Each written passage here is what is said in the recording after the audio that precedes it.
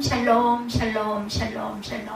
하나님 사랑합니다. 여러분 주 안에서 사랑합니다. 10장 제 성경에 있는 거기 해석에 보니까요, 미가엘이 일어날 것이요 12장 1절에 내 민족을 호위하는 큰 군주 미가엘이 일어날 것이요 이렇게 얘기하고 있죠. 계시록 12장 7절에 보면, 계시록 12장 7절, 지금은 다니엘 12장이지만 계시록 12장 7절에 보면 하늘에 전쟁이 있다고 기록되어 있고, 이는 미가엘과 그의 사자들과 용과 그의 사자들의 전쟁이다 이렇게 얘기하고 있는 이 전쟁을 얘기한다는 거죠. 제 눈에 꽂혀가지고 옳고 함께 나누고 싶었어요. 환란이 있으리니 이는 개국 이래 롯때까지 없던 환란일 것이다 이렇게 얘기하고 있죠. 이 얘기도 42달 동안 계속될 짐승의 환란을 뜻해요. 계시록 13장에 증거합니다. 이때 짐승은 용에게 권세를 받아 성도들과 싸워 이기게 되고, 짐승의 우상에게 경배하지 않는 자는 몇이든 죽여요.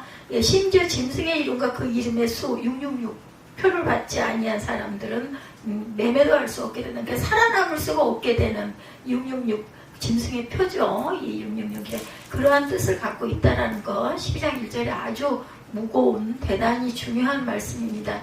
내 민족을 호위하는 흥군주 미가엘이 일어날 것이요 환란이 있으리니 이는 개국 이래 그때까지 없던 환란일 것이며, 그때 내 백성 중 책에 기록된 모든 자가 구원을 받을 것이다 이렇게 말씀하고 있어요. 책에 기록된 모든 백성이 구원을 받을 것이다. 어느 책이겠어요? 생명책이겠죠. 책에 기록된 모든 자가 구원을 받을 것이다. 여기서 책은 생명책을 말합니다. 여기 말씀하고 있네요. 제가 그 마음에 딱 왔는데, 생명책에 그 이름에 기록된 자는 구원을 얻을 것이나 그 이름에 기록되지 않거나 지워져 버린 자도 있다는 거. 지워져서 써져는 얼마나 억울해요. 그죠? 구원을 얻지 못한다라는 뜻을 갖고 있다. 계시록 13장 8절에 보면요, 죽임을 당한 어린 양의 생명책의 창세 이후로 이름이 기록되지 못하고 이 땅에 사는 자들은 다 짐승에게 경배하리라. 그러면 영생은 물 건너 갔다라는 거죠. 2절에 보니까 땅의 티끌 가운데서도 자는 자 중에 많은 사람이 깨어나 영생을 받은 자도 있겠고, 수치를 당하여서 영원히 부끄러움을 당할 자도 있으리라 이렇게 얘기하고 있죠. 그날에 버려둠을 당하는 자를 뜻하고 있습니다. 마태복음 24장 40절에서 41절, 그리고 계시록 14장 17절에서 20절에 진노의 큰 포도주 틀이에요. 계시록 15장 5절에서 8절에도 여러분 아마 많이 읽어보셨을 거예요. 7 금대접 준비, 그죠? 계시록 16장의 7 대접 재앙에 대한 멸망, 이런 내용이 다니엘 마지막 장에 어디와 계시록과 같이 묶여져 가고 있다라는 거예요. 마지막 때까지 이 말을 간수하고 이 글을 봉하라 얘기하십니다. 3절에 지혜 있는 자는 궁창의 빛과 같이 빛날 것이요 많은 사람을 옳은 대로 돌아가게 한 자는 별과 같이 영원토록 빛나리라. 4절이죠.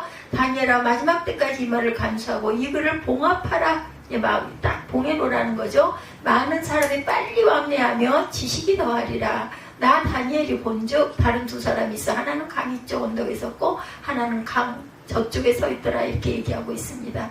그래서 이런 그 중에 하나가 세마포 옷을 입은 자 곧 강물 위쪽에 있는 자에게 이르되 이 놀라운 일의 끝이 어느 때까지냐 하더라. 내가 들은 즉 세마포 옷을 입고 강물 위쪽에 있는 자가 자기의 좌우선을 들어 하늘을 향하여 영원히 살아 계시는 이를 가리켜 맹세하이르되 반드시 한때 두때 반때를 지나 성도의 권세가 다 깨지기까지이니 그렇게 되면 이 모든 일이 끝나리라. 그러니까 시간이 많이 흘러서 깨져버리고 나면은 끝이 난다라 그런 거예요. 내가 듣고도 깨달지 못한지라 내가 이르되 내 주여 이 모든 일의 결국이 어떠하겠나이까 라고 질문하죠. 9절에 그가 이르되 다니엘아 갈지어다. 이 말은 마지막 때까지 간수하고 봉함할 것입니다. 10절이에요. 많은 사람이 연단을 받아 스스로 정결하게 하며 회개할 것이나 악한 사람은 악을 행하리니 악한 자는 아무것도 깨달지 못하되 오직 지혜 있는 자는 깨달으리라. 그러니까 무슨 지혜이겠어요? 이 지혜가 하늘의 지혜예요. 하나님의 은혜를 받고 성령의 부음을 받은 자들은 모두 다 깨달을 것이다 이렇게 얘기하고 있죠. 그래서 계시록 7장 13, 14절에 장로 중 하나가 응답하여 나에게 이르되 이 흰옷 입은 자들이 누구며 어디서 왔느냐 했더니 이는 큰 환란에서 나오는 자들인데 어린 양의 피에 그 옷을 씻어 희게 하였느니라. 구원받은 자들이죠. 계시록 20장 14절에 두루마기를 빠는 자들은 복이 있으리라 이렇게 말씀합니다. 두루마기를 왜 빨겠어요? 더러운 피의 두루마기를, 영생을, 우리가 다시 새로운 생명이 되기에 구원을 받았으니까 두루마기를 빨겠죠. 그래서 멸망하게 할 가증한 것을 세울 때 2290일을 지낼 것이요. 11절에 그렇게 얘기하고 있죠. 이것은 뭘까? 계시록 11장 2절에 거룩한 성을 42달 동안 짓밟으리라. 계시록 13장 4절에서 8절에 용이 짐승에게 권세를 주므로 42달 동안 일할 권세를 받으리라 이렇게 얘기하고 있어요. 그래서 이르는 그 사람은 복이 있다. 뭐하는 사람은 기다려서 1335일까지 이르는 사람, 끝까지 기다리는 사람은 복이 있을 것이다. 마지막을 기다려라. 이는 내가 평안히 쉬다가 끝날에는 뭐라 그래요? 맨 끝에 내 목숨을 줄 것입니다. 그걸 기다리라는 것이죠. 이 기다림 굉장히 중요하고 우리는 끝까지 인내할 줄 알고 끝까지 기도할 줄 알고 끝까지 믿을 줄 알아야 된다는 거예요. 힘껏 애써서 믿다가 끝까지 못 가고 나서 중도에서 만약에 하차를 하면 얼마나 억울하겠어요. 그래서 전체 12장까지 마지막 부분, 다니엘서의 마지막 장 이제까지 이 다니엘서에서 보여준 온갖 예언에 관한 총망라를 하는 역할을 합니다. 다니엘은 재림 직전에 있을 대환란과 환란날에 승리한 의인들의 예비된 신령한 목과 영원한 생명에 관한 예언을 하고 있어요. 우리의 고난에 대한 각오와 인내한 자에게 예비된 참 평안, 생명, 마지막까지 참고 끝까지 붙잡고 가는 자에게는 이런 평안과 영생의 면류관을 주신다라는 거죠. 큰 환란이 있을 것이라고 얘기해요. 1절에 마지막 때 세상에는 이제까지 인류가 겪어보지 못했는 환란이 있어요. 이때는 안티오쿠스 에피파네스의 최후를 말하는 것이기도 하지만 그리스도께서 재림하시기 직전에 무서운 환란의 때를 가리킨다라는 건 환란의 때가 그 정점에 다다랐을 때 그때 미가엘이 일어날 것이라 말씀합니다. 가브리엘이 계시의 천사로 기록되어 있는데 반해서 미가엘은 뭐예요? 사단과의 투쟁, 전쟁의 그 천사라고 얘기하죠. 하나님의 세력을 대표하는 그런 자다. 요즘에는 천사론에 대해서 그렇게 또 많이들 중요하게 여기지 않지만 정말 예전에는 그 천사론이 대단했다고 합니다. 그 신학을 공부하는 분들도 천사론에 대한 연구도 굉장히 많이 했다고 그래요. 하나님의 세력을 대표하고 있다. 주님께서도 말세는 뭐라고요? 환란이 있다고. 우리 지금 이 세상이, 이 땅이 전부 그때로 지금 다가가고 있는 징조들이 많이 보이지 않습니까? 그것은 일관성의 환란이 아니라 이 세상의 마지막을 알리는 엄청난 환란이라는 것. 주께서 큰 재앙을 내리실 것이라고 다니엘 9장 12절에 주께서 큰 재앙을 우리에게 내리사 우리와 및 우리를 재판하던 재판관을 쳐서 하신 말씀을 이루셨사오니 온 천하에 예루살렘에서 일어나는 일 같은 것이 없나이다 이렇게 말하고 있어요. 비할 데 없는 큰 환란이 있을 것이라고 예레미야 30장 7절에 말씀하세요. 이 조사 안 해놨는데 한번 좀 조사해서 무슨 내용인지 봐보시기 바래요. 제가 이따 한번 발표를 좀 부탁을 드릴게요. 그래서 두 종류의 사람들이 2절에 나오죠. 마지막 때 이미 죽어 땅에 묻혀있던 자들이 부활하게 되죠. 그 중에 영생을 얻은 자도 있고 수욕을 입어 무궁이 부끄러움에 처하는 자도 있다라고 얘기하고 있습니다. 지구상에는 각양각색의 수많은 사람들이 살고 있지만 그들은 모두 하나님의 자녀가 아니면 마귀. 둘 중에 하나지 중간은 없다는 거죠. 비할 데 없이 큰 환란이 있을 것이라는 예레미야 30장 7절 말씀 봅니다. 뭐라고 말씀하세요? 이것은 소유의 많고 슬프다 그날이여 그와 같이 엄청난 날이 없으리라. 그날은 야곱의 환란의 때가 되미로다. 그러나 그가 환란 중에서 구하여 냄을 얻으리로다. 네, 그러니까 환란 중에 구하여 냄을 얻으리라는 것은 소망이네요. 그죠? 그래서 그렇게 해서 그 환란으로 다 죽는 게 아니라 반드시 구원받을 자들이 남아있다. 많은 숫자는 아니지만 불신자는 엄청난 부끄러움과 수욕을 입게 될 것이다. 생명책에 대해서 계시록 20장 12절이죠. 내가 보니 죽은 자들이 큰 자나 작은 자나 그 보좌 앞에 서 있는데 책들이 펴있고 또 다른 책이 펴졌으니 곧 생명책이라. 죽은 자들이 자기 행위를 따라 책들에 기록된 대로 심판을 받는다 말씀합니다. 주의 죽은 자들이 다 다시 살아나죠. 이사야 26장 19절에도 주의 죽은 자들은 살아나고 그들의 신체들은 일어나리다. 티끌에 누운 자들아 너희는 깨어 노래하라. 주의 이슬은 빛난 이슬이니 땅이 죽은 자들을 내어놓으리로다. 대표기도 할 때 설교하실 분 위해서 그분 위해서 축복 기도를 많이 하세요. 성령께서 대언해 달라고. 예, 복 있는 자들입니다. 3절에 그때 의인은 영생을 얻게 될 것이고 지혜 있는 자는 궁창의 빛과 같이 빛나리라.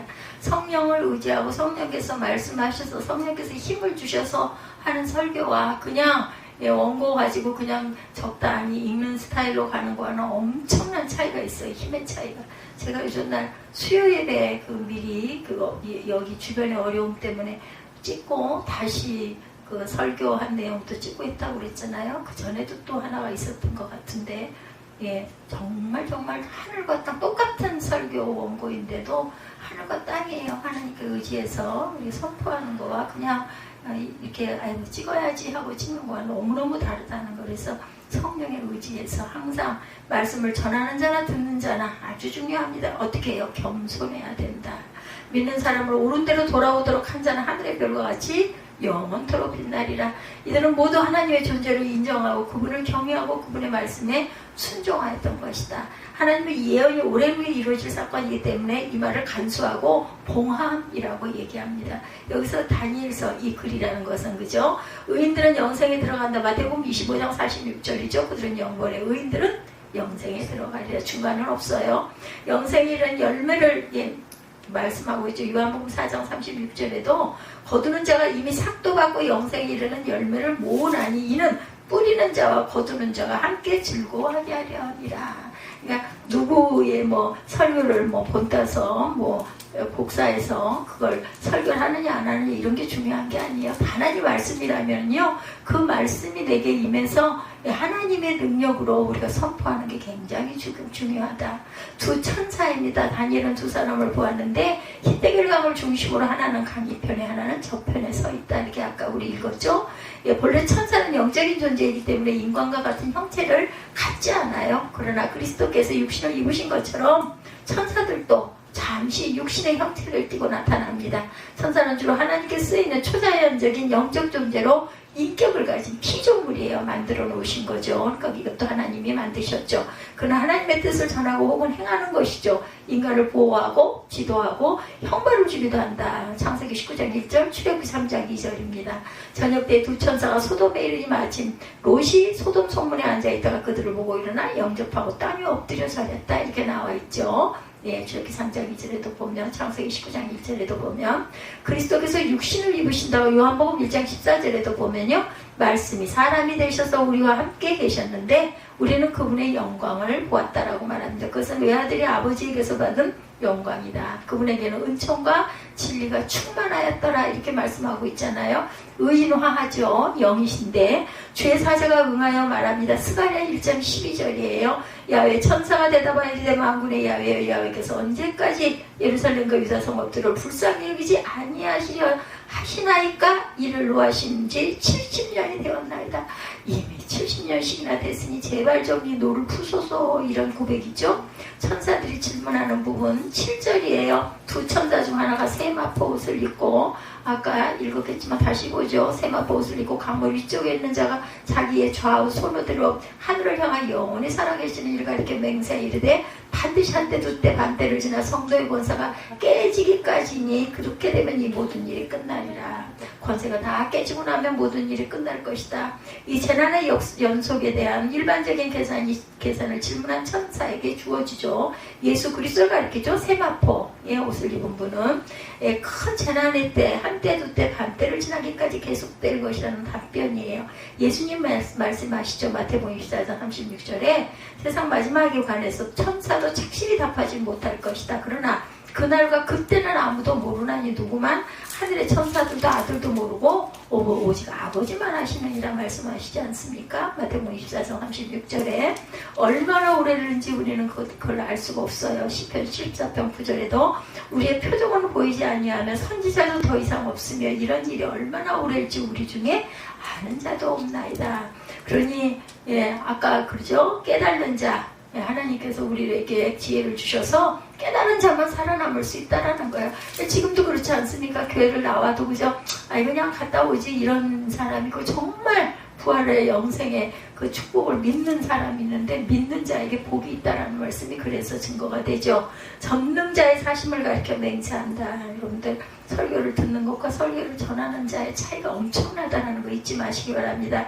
욥기 27장 2절 결국은 예, 뭐 온 나라의 구원도 중요하고 내 이웃을 구원하는 것도 중요하지만요, 내가 구원을 받아야 남도 구원할 마음도 생기고 내가 영생의 반열에 들어가야 누구를 구원할 그런 입술의 증거도 필요하다라는 것도, 이것도 예, 이 세월이 이만큼 지나가다 보니까 이제는 읽기만 해도 깨달아진다. 누군가 뭐 그 논문 쓰신다는 분 그거 읽어보고 도대체 이걸 왜 이렇게 쓰고 있었을까 하는 마음이 드는 거는, 왜 그럴까? 제가 교만해서가 아니라 저는 아는 게 아무것도 없어요. 근데 성경을 보면 그냥 마음이 막 흥분이 되고 뜨거워져요. 뭐예요? 깨달아 알게 하시는 거죠, 진리가. 왜냐면 입술을 통해서 계속 나도 모르게 이렇게 하다 보니까 그냥 안에 새겨져 있는 이런 마음들이 있어서 웬만한 것들을 보면 놀라지가 않아요. 왜냐하면 성경에 다 있는 건데 도대체 이걸 왜 이렇게 쓰고 있을까? 그냥 성경만 봐도 다 아는 게 어렵게 뭐하러 이렇게 뭐 누구의 써놓은 글을 꼭 뭐 논박할 필요가 뭐 있어. 동의하면 되죠. 성경 말씀만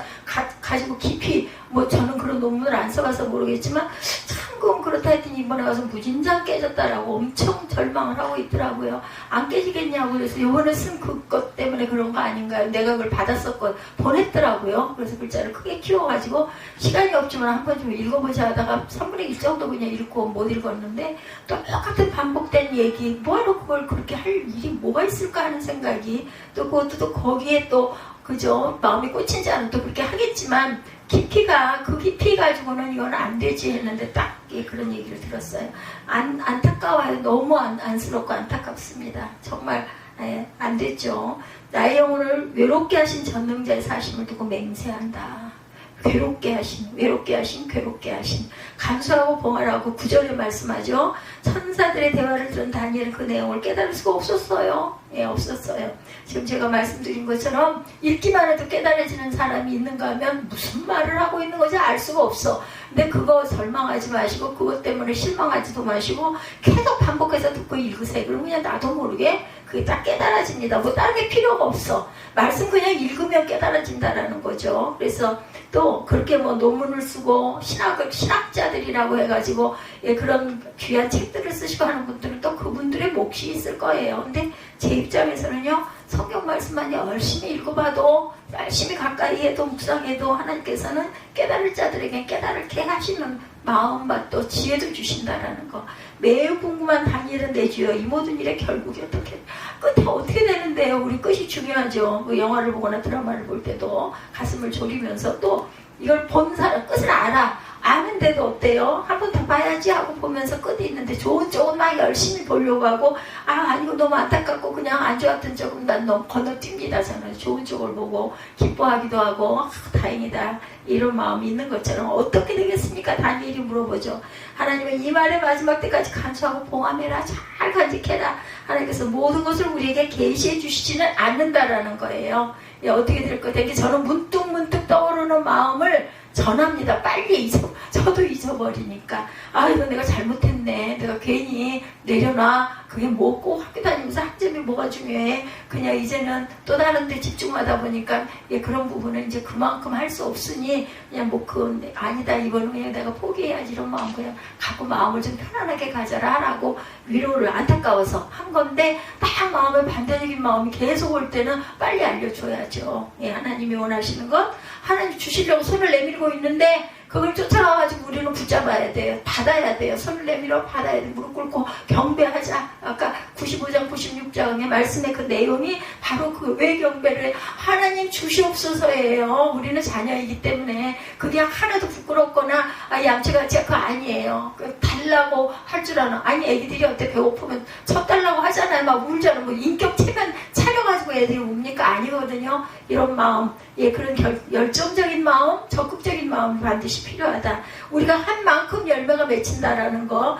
하나님께서 계시해 주시지 않은 것들에 대해서 지나치게 호기심을 가지거나 또 자기 방식으로 해석을 하거나 해서도 안 된다. 이상한 추론을 하는 것은 정말로 아니다. 하나님께서 계시해 주신 내용에 대해서 반드시 순종할 줄 알아라. 증거의 말씀을 싸매게 하셔요. 이사야 8장 16절입니다. 너는 증거의 말씀을 싸매면 율법은 내 제자들 가운데 봉함하라. 제가 말씀을 꼭 이렇게 중요시하는 건요, 그 증거를 봐야, 말씀을 들어, 맞아, 여기도 있네, 이렇게 증거하고 계시네. 그럼 맞는 거잖아요. 그래서 제가 계속 말씀을 드립니다. 여러 날 후의 일이다. 다니엘 8장 26절이에요. 이미 말한 바 주야에 대한 그 환상은 확실하다. 너는 그 환상을 간직하라. 이는 여러 날 후에 일임이라 하더라. 반드시 이런 일이 일어날 거니 너 기억해라. 잊어버리지 말아라. 알려주고 보여줬으니 잊지 말라. 우리는 그 잊어버리는 그것도 하나님의 은혜이기도 해요. 너무 안 좋은 기억이나 상처를 끝까지 붙잡고 가는 건 우리가 좋은 게 아니죠. 그렇기 때문에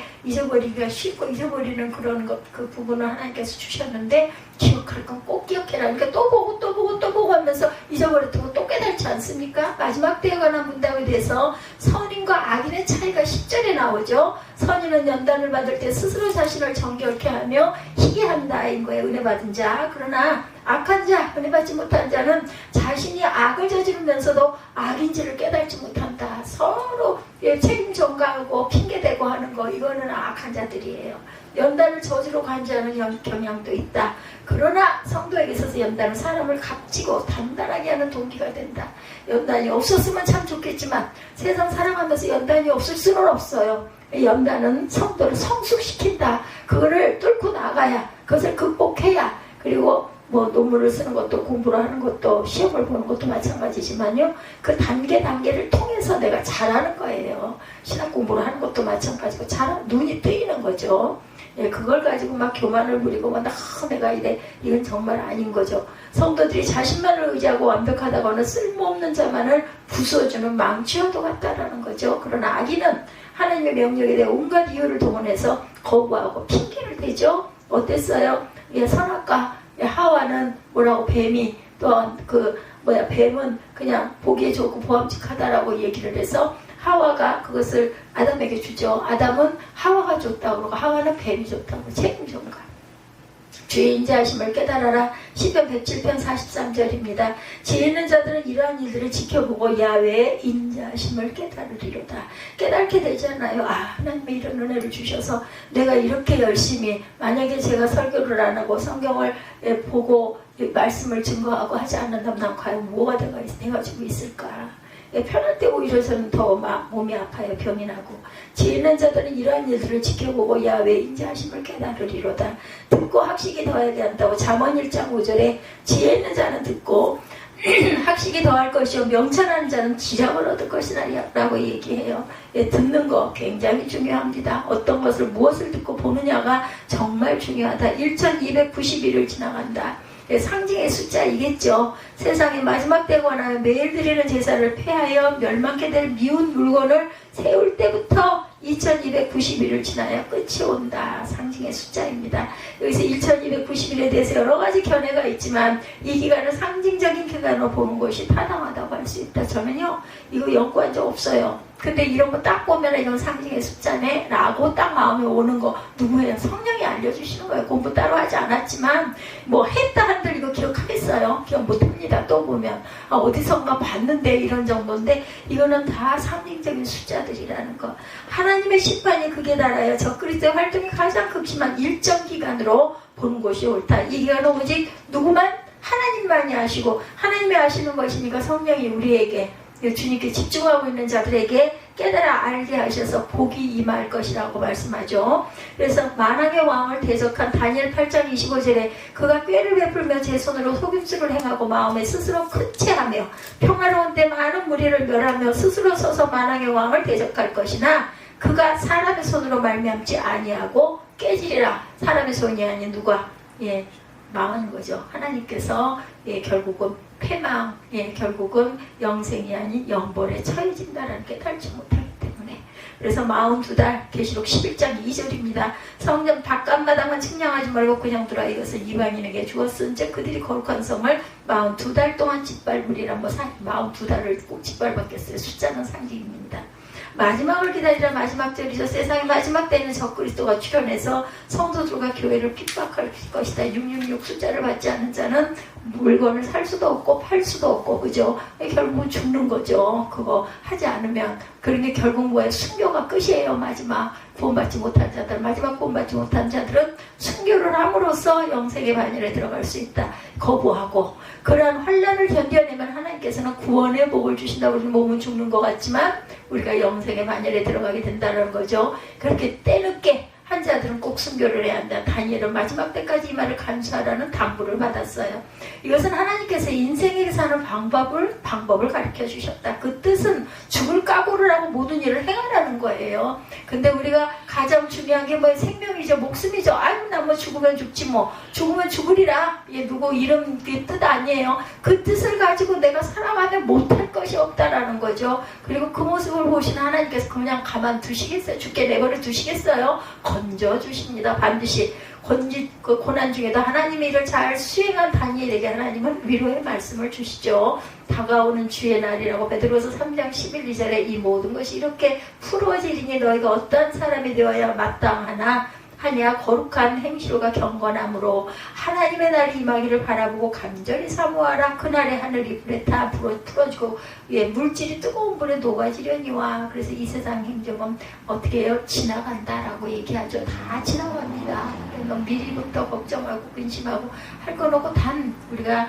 포기하지 말고 열심히 연구하고 열심히 최선을 다했을 때 하나님의 아름다운 열매를 맺게 해주신다. 우리가 하는 게 아니에요. 하나님께서 하시는 겁니다. 내 건강도 마찬가지, 내 지혜로운 생각이나 성령이 주시는 여러 가지 은혜들도 마찬가지 하나님이 주시는 거죠. 그래서 12장에서 마지막 환난의 때를 견디고 승리하는 자들에게 뭐가 있다? 평안을 주리라고 말씀하세요.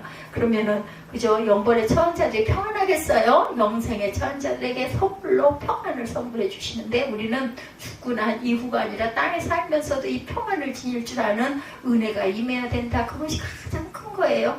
우리는 많은 사람을 옳은 대로 인도하는 지혜로운 성도들이 되어야 되는데 이 땅에 사는 기간을 귀히 여기고 생명을 바쳐 복음을 전하는 성도들이 되어서 하나님 앞에 설 때 큰 복을 받아야 되겠다.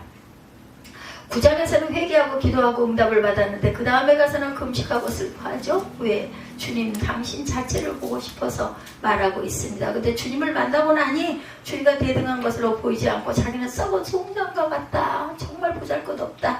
이렇게 됐을 때 주님이 다니엘의 입술을 만져서 일으켜 세우시죠. 11장에서 보았지만 동방왕과 서방왕, 북방왕, 남방왕이 일어나서 전쟁이 일어났죠. 이 속에 나와 관계된 진리가 있다는 것, 진리가 그 이치가 있다는 거. 자칫 잘못하면 뭐라 그래요? 뭐 누구 싸우는 거, 무서운 사람들 싸우는 거 구경하다가 내 호주머니에 든 거 전부를 도둑맞을 수도 있다라는 겁니다. 내 호주머니 것을 빼내기 위해서 자기들끼리 싸우다가 결국은 모든 거 다 털려버릴 수도 있다. 구경하는 사람들 호주머니 속에 돈을 빼앗기 위해서 뱅뱅 돌리는 거, 그렇게 해서는 절대로 안 된다는 거죠. 그리고 정신을 쏟게 하고 뒤에서 주머니를 털어가는 거, 그 사람들의 수법은 그렇다면서요. 멍하니 다른 거 구경하고 있을 때 슬쩍 빼가도 아무것도 몰라요. 결국 나중에 보니까 아무것도 없어. 다 털려버렸다라는 거죠. 창공에서 별과 같이 빛날 것이요 말씀합니다. 본문에 다니엘이 바벨론에서 부귀영화를 모든 귀한 자리에서 다 얻었어요. 다니엘은 정말 대단한 그 어떤 그 일을 많이 하게 하나님께서 끝까지 쓰시죠. 왕이 몇 번 받기도 어렵고 그렇게 그것으로 만족치를 않습니다. 거기에 빠지질 않았어요. 왜? 국무총리가 됐지만 대통령이 됐지만 그게 다가 아니라는 거죠. 그래서 12장에 미가엘이 호의를 하죠. 무슨 말이냐? 혼자 내버려 두지 않고 호의를 한다. 신랑 차림으로 나타나 주님이 나타나시죠. 신랑 차림으로 왜 나타나신 이유는 신부를 삼기 위해서, 그죠? 혼인잔치에 초대하기 위해서 신랑으로 나타나십니다. 내 민족이 누군가? 이스라엘이죠. 유대 민족입니다. 더 나아가서는 뭐예요? 다니엘 너를 닮은 그런 자들을 말하고 있습니다. 혼자 두지 않고 미가엘이 호위한다. 어떤 사람이에요? 미가엘이 아까 얘기했지만 전쟁에 능한 천사장입니다. 없었던 환란이 개국일에 없었던 환란, 그러나 전에 있던 환란이 아니에요. 전에 있던 환란으로 다시 반복하지 않는다는 거, 새로운 환란을 항상 준다라는 거죠. 늘 새로운 환란인데 예측을 했던 환란이냐? 그렇지 않다. 개국 이래로 없던 환란이라고 하는 것은 전혀 예측하지 못했던 환란을 말하는 것입니다. 인간이 전혀 예측하지 못한 환란, 그리고 또 하나는 개국 이래로 가장 큰 환란. 그러니까 우리가 항상 옳은 종을 만나야 된다. 종교운동, 활동, 수양을 경계해라. 수양운동들을 많이 하죠. 하나님을 섬기기는 섬기는데 신앙운동이 아니고 종교운동이라는 거예요. 하나님의 운동, 그걸 우리가 꼭 알아야 된다라는 거. 환란을 단순히 무슨 세계전쟁, 3차 세계전쟁, 그런 기간적 이런 것들을 말하는 것을 절대 아니다. 하나님의 나라를 그 나라에 임할 그것을 생각할 줄 모르는 환란은 아무 소용이 없습니다. 세상 사람들이 전혀 생각지 못한 그런 환란, 깊이 세계보면 일반 사람들이 볼 때 환란으로 못 느껴서 느끼지를 못합니다. 또 눈이 어두운 종교적인 기독교 성도들은 이걸 또 못 봐요. 볼 줄을 몰라요. 뭐 종교 운동, 뭐 물량주의, 물질 팽창주의로 나가는 것들은 진리를 받을 수가 없어, 깨달을 수가 없다라는 거 정말 마음이 아픈 일이죠. 그래서 밥을 못 먹으면 얼마나 배가 고프겠어요. 그런 면에서 우리가 영적 면에서 바른 진리의 말씀을 못 먹으면 영양실조들이 걸려요. 영원히 배고파버려 결국 죽게 된다는 거죠. 그러니까 영적인 면에서 환란을 보는 자는 육적 환란도 능히 이기고 견디고 나아갈 수 있다. 보니까 하나님의 나라를 보니까 우리가 살 수 있는 소망이 생기지 않아요? 아, 그래도 난 참을 거야, 그래도 난 할 거야, 이런 마음을 가질 수가 있어요. 이거 뭐 땅에서 적당히 살다 죽으면 그 다음 누가 알게 뭐야, 난 상관없어, 그러면 세상 사람으로 끝나는 거예요. 들여다보다가 결국은. 그리고 육적인 환란은 결국은 그걸로 그냥 끝나버릴 수도 있지만 우리가 그것으로 끝은 절대 아니라는 걸 여러분들 다 알고 계시니까. 그래서 항상 우리가 얼마든지 그 이방 사상, 그런 사상, 이단들이 굉장히 많지 않아요? 매일 들어지는 제사가 끊어진다고 그래요. 진리를 땅에 던져버리고 지혜 있는 사람은 그걸 바로 깨달을 줄 아는 눈을 가지고 있고 마음밭을 가지고 있어야 된다는 것. 진리가 아닌 어떤 것, 어떤 조건으로 해서 오는 게 아니고 진리를 지키려고 하다 보니 결국은 어떻게 해요? 하나님의 말씀만 결국은 남는다라는 것. 그래서 항상 그렇게 가는 것들, 그 상황에서 우리가 어떻게 기다리고 가겠는가? 누구를 위한 환란인가? 환란이라고 하면 의뢰의 말 안 듣고 예수 잘 믿고 죄만 짓고 사는 그런 사람들에게 고통을 당해서 죽어버리는 것으로만 생각하게 되는데 그게 아니라 하나님께서 허락지 않은 환란은 없다는 거예요. 환란도 하나님이 허락을 하세요. 욥기에도 하나님께서 뭐라 그래요? 사단으로 하여금 허락을 해주셔서 생명만 놔두고 너 한번 해봐라 그러죠. 이렇게 응답을 해서 욥이 그 많은 시험을 당합니다. 욥을 높이기 위해서 나중에 보면 욥의 모든 재산이 더 거기보다 근데 저희들 욥기 그거 보면서 어때요? 아, 나는 이거 안 받고 그냥 있었던 그대로 괜찮니? 그것도 좋으니 나는 이 고통은 나는 통과 못할 것 같습니다. 이런 마음 들지 않아요? 하나님께서 오죽이나 하면 얼마나 믿었으면 어떻게 보면 네가 할 만큼 해봐라 그래도 그는 결코 돌아서지 않을 것이다. 결국 그렇게 되죠. 근데 정말 욥이 많은 시험과 환난을 당하지 않습니까? 모든 것은 하나님의 주권하에 움직여 간다라는 것. 하나님은 과거사를 묻지 않습니다. 과거사를 붙들고 우리가 볼 필요가 절대 없다. 그래서 기도할 때 장로교 쪽에서 그런 기도 많이 하죠. 아이고 죄인입니다. 이거 그렇게 하지 말라는 우리 이미 구원받았어요. 그렇기 때문에 나는 버르지 못한 인간이고 죄인이요. 이런 게 나를 낮추느라고 그러는 건데 그런 거 별로 필요 없다는 거예요. 다니엘은 모든 성도의 대표적인 인물들입니다. 그래서 성도를 영광스럽게 만들어주기 위해서 환난의 바람을 불어오게 했다. 우리가 사무엘상 16장에 보면 다윗이 들판으로 내쫓겨 나가죠. 그러나 하나님은 다윗 편에 계셔요. 고립된 것 같은 하나님이 배경으로 딱 서 있기만 하면 우리가 뭐 겁나요, 그죠? 뒤에 든든한 배우가 반드시 있는데 누구 하나님이 더 버티고. 제가 가끔가다 그런 생각을 합니다. 차가 안 팔리잖아요, 우리 차가. 앞에 보니까 오늘도 유심히 가서 봤어요. 그 차를 제가 움직이기가 겁이 나. 시동 걸어갖고 뭐 하다가 또 뭐 어떻게 될까봐 겁이 나가지고 유심히 봤더니 정말 앞에가 이렇게 요만큼이 많지도 않은 3cm 정도 찢겨져 있더라고요. 깨진 것도 아니고 찢어졌어. 그는 이게 무슨 이게 쇠판이 아닌가 하는 생각이 들 정도로 깨져 있어요, 거기가. 그러니 와서 그거 딱 보고 얼른 딱 봤을 때는 차 색깔도 그리고 굉장히 괜찮거든요. 근데 거기가 깨져 있으니 아, 저걸 어떻게 좀 해야 할 텐데 해서 물어봤더니 센터에다 물어봤더니 무슨 그 조그마한 비싸지도 않은 그 차가 무슨 아펌퍼가 뭐 40만 원씩이나 가고 탁송비가 10만 원이 넘게 가고 그것도 또 그냥 할 수 있는 게 아니라 공임나라 같은 데 가가지고 또 이렇게 해서 붙여주세요 하면 또 그건 그거대로 또 비용이 나가겠죠? 아니 뭐 쉽게 그냥 5, 60만 원 휙. 근데 그거 할 수 있다고 얘기하더라고요. 범퍼를 뜯어봤기 때문에 그거 끼는 거는 가능할 것 같은데 문제는 뭐냐면 본사에서 그 공임나라나 이런 데 연결을 해서 그쪽에서 연락이 와서 받을 걸 자기들이 받아야 근거를 받아야 물건을 줄 수 있다는 거예요.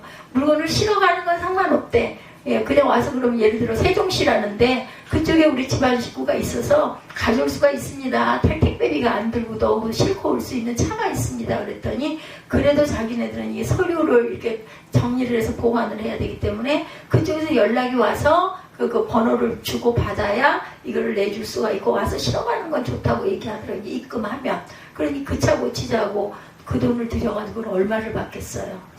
그래서 기도해야 되는데 그 자동차는 처음부터도 그랬지만 기도도 되지도 않고 뭐 그렇게 어려울 일이냐 싶었는데 이게 딱 지금 걸려있는데 하나님께 우리가 백을 써야 되겠죠. 예, 보통 환난 없이 빛난 인물들은 우리가 없어요. 누구나 다 환난을 통과합니다. 성도 다니엘과 성도들을 위해서 환난은 우리에게 일어난다. 개인적으로나 가정적으로나 국가적으로나 시대적으로나 모두 자기의 구원을 위해서 우리가 그 환난을 당하고 그걸 극복해야 우리가 자라간다라는 것. 또 하나를 알아듣고 환난은 언제나 계속 있는 것은 또한 아니다. 내가 그 환난을 통과하면 구원을 이뤘던 못 이뤘던 환난은 시간 속으로 흘러갑니다. 그러니까 다 지나간다는 얘기를 하죠. 너무나 끔찍한 거죠. 단계. 그러나 나를 기다리지 않아요. 환난은 제한이 되어 있습니다. 그리고 그건 구원 얻는 사람은 환난을 통과하지 못했다 하더라도 천국은 간다. 환난에 졌다고 해서 천국 갈 자가 천국 못 가고 지옥에 가게 될까? 환난이 없다고 해서 지옥 갈 자가 천국 가는 사람들 틈에 끼어서 천국에 들어갈 수 있을까? 그런 것은 절대 아니다. 우리가 항상 생각할 때 환난 때는 정말 예수 믿기 힘들죠. 지금은 얼마나 편해요. 예전에는 예수 믿는다고 막 죽이지 않았습니까? 얼마 안 됐어요. 몇십 년 전에도 이렇게 죽은 자들의 그 유적지들이 많이 드러나고 있어요. 주변에 요즘에 국민일보를 보면 그런 쪽에 세상에 100명, 150명을 세상에 그냥 그 교회 크지도 않은 교회 그 시골교회 이만하지 않았겠어요? 예, 그런 교회에다 집어넣고 못 나오게 문 잠궈버리고 불질러서 다 죽은 이제는 이제 그런 것들이 하나. 그래서 북한에게 사과를 받겠다 하는 그런 제가 기사를 짧게 봤습니다. 예, 잘하는 것까지는 못 보고 큰 머리만 제가 읽어가니까 마음이 이렇게 사과라도 좀 받으면 그 후대들이 얼마나 그나마라도 위로를 받을까 싶어요. 근데 하나님은 아시죠? 그렇죠? 예, 영적 면으로 들어가서 우리가 항상 볼 줄 알아야 된다는 거. 우리 육신적으로는 아무리 많이 살아야 100년인데 영적으로는 영원히 산다고 한번 생각해 보세요. 그래서 예전에 그 노인들이 그런 얘기 하죠. 죽어서 뭐가 되려고 저렇게 악한 짓을 죄를 저렇게 지을까. 안 믿는 사람들인데도 그런 얘기를. 왜냐하면 우리 양심 바닥에 우리 의식 속에 하나님이 계신 거예요. 우리가 모를 뿐이지. 그 옛날 분들이 그걸 모를 뿐이지. 우리는 그래서 항상 우리가 영생의 반열에 들게 노력해야 되겠다. 2절에도 그렇죠. 항상 예수 잘 믿는 사람도 못 믿는 사람은 죽으면 땅에 묻히는데 우리는 잠자다가 일어난다라는 거. 언젠가 잠잔다라는 것은요, 죽은 게 아니에요. 깨어나, 자니까 깨잖아요. 깰 때가 있죠. 저도 아까 정말 나 이거 예배 못 드리면 어떻게 하나 걱정을 했는데 그 10분 15분 잠깐 눈 붙인 게 또 이렇게 힘이 나가지고 아까보다 훨씬 나아요. 지금은. 그래서 하나님이 예배 드릴 자 예배자들에게는 힘을 주신다라는 거. 예, 그런 위로를 받고 우리는 가죠. 성경은 기쁨과 즐거움이 포함되어 있는 의미로서의 영생이라는 거. 말씀 속에서 우리가 자꾸 깨어 일어나죠. 예, 자는 자 중에 깨어난다는 것은 부활을 의미한다는 것을 잊지 맙시다. 그리고 여기서 알 수 있는 것은 예수 믿는 자는 자기 마음대로 지옥에 못 가요. 예, 우리의 몸과 영은 무게 예수께서 피로 값주고 사시는 우리 몸, 우리 플러스 예수 그리스도라는 것 절대로 잊지 마시기 바랍니다. 주님의 피 흘려 값주고 산 나예요. 여러분들입니다. 빛날 자가 누군가? 지혜 있는 자는 풍창의 빛과 같이 빛이 난다고 그러죠. 지혜 있는 자는 사리 판단을 잘 하는 사람을 지혜 있다고 하잖아요. 성경에 보니 짐승이 나옵니다. 지혜 있는 자는 판단력, 관찰력이 예민해서 이 짐승들을 잘 볼 줄 안다. 그리고 그 짐승의 운동에 휘말리지 않습니다. 우리 악한 영이 오면 어떻게 해요? 제가 요즘에 말씀드렸죠. 그 대적할 만한 그런 그릇으로 태어나지는 않은 것 같아요. 보면 주랭랑 놓습니다. 말 섞지 않아요. 그냥 얼른 피해버리죠. 못 이길 것 같고 길어질 것 같고 그렇게 해도 올매 묶일 것 같고 그냥 주랭랑 놓는 게 차라리 낫습니다. 불신자들이 데모하는 그런 데 휩쓸리지 말아야 된다는 거. 초교파적으로 떼거지로 모여 종교운동에 동참하지 말아야 된다는 거. 우리가 잘 모를 때는요. 차라리 그냥 피하는 게 가장 낫다는 것을 잊지 마십시다. 말씀이 굉장히 긴데 이런 부분은 우리 12그 13절까지 말씀 속에서 우리가 다 깨달았잖아요. 그래서 환난 때 어떻게 해요? 견디고 승리하는 저와 여러분에게는 하나님께서 선물로 뭐를 주신다? 평안을 주신다라는 거. 우리 본문 1절에서 13절 읽기만 해도 다 우리가 알고 깨달아 알 수 있잖아요. 그래서 그 말씀 속에서 우리가 오늘도 영적으로 또 내일도 영적으로 예배 때도 기도할 때도 하나님이 순간순간 주시는 그 지혜, 그것을 절대 잊어버리지 말고 기억 못하겠다 하면 얼른 카톡으로라도 누군가에라도 전해놓으세요. 그러면 그게 깨닫고 필요할 때 딱 꺼내 쓰는 액기스로 주님께서 주시는 그 지혜를 꼭 붙잡고 성령에 의지하고 나아가시는 저와 여러분이 되시기를 주님의 이름으로 축복합니다.